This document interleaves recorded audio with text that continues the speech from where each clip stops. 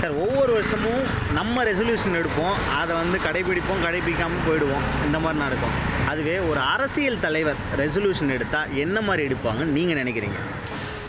இப்போ இருக்கிற அரசியல் தலைவர்கள் வந்து பலவிதமாக இருக்காங்க. ஸோ 2 விதமாக நான் சொல்கிறேன்.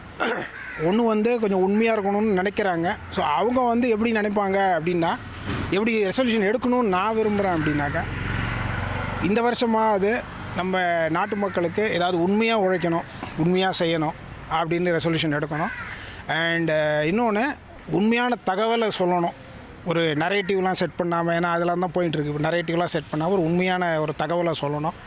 என்ன பண்ண முடியும்? இன்னொன்று மக்கள்கிட்ட வந்து ரீச் பண்ணி அவங்களுக்கு என்ன வேணுமோ அதை செய்யணும்.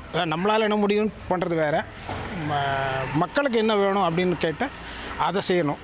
அது அந்த மாதிரி ஒரு ரெசல்யூஷன் எடுக்கலாம். இன்னொரு விதமான இவங்க வந்து போன வருஷம் வந்து நம்ம கொஞ்சம் கம்மியாக தான் நமக்கு வரவு வந்தது, இந்த வருஷம் எவ்வளோ நம்ம பண்ணலாம், இன்னும் வேறு எங்கெல்லாம் நம்ம ஆட்டையை போடலாம், அந்த மாதிரி ரெசல்யூஷன் எடுப்பாங்க அப்படின்னு அது ஒரு குரூப் இருக்குது. ஸோ அந்த மாதிரி ஒரு குரூப் அந்த மாதிரி ரெசல்யூஷன் எடுப்பாங்க. இந்த மாதிரி நல்லது பண்ணலான்னு ஒரு குரூப் ரெசல்யூஷன் எடுக்கலாம். அதாவது இலவசம் கொடுக்கறத விட நாங்கள் இலவசத்தை விரும்பலை, என்ன மாதிரியும் நிறைய லேடிஸும் விரும்பலை. எங்களுக்கு தேவை பாதுகாப்பு தான். ஒழுங்கான சீரான அமைதியான ஒரு அரசியல் இருந்தால் போதும். மற்றபடி பாதுகாப்பு தான் நாங்கள் எதிர்பார்க்குறோம்.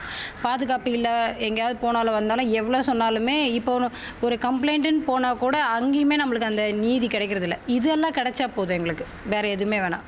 அரசியல் தலைவர்கள்லாம் உறுதிமொழி எடுக்கணும். என்ன மாதிரி எடுக்கணும்னா, டேரெக்டாக போய் மக்களை போய் சந்திக்கணும். இப்போ செவிலியர் போராட்டம் நடக்குது, தூய்மை பணியாளர்கள் போராட்டம் நடக்குது.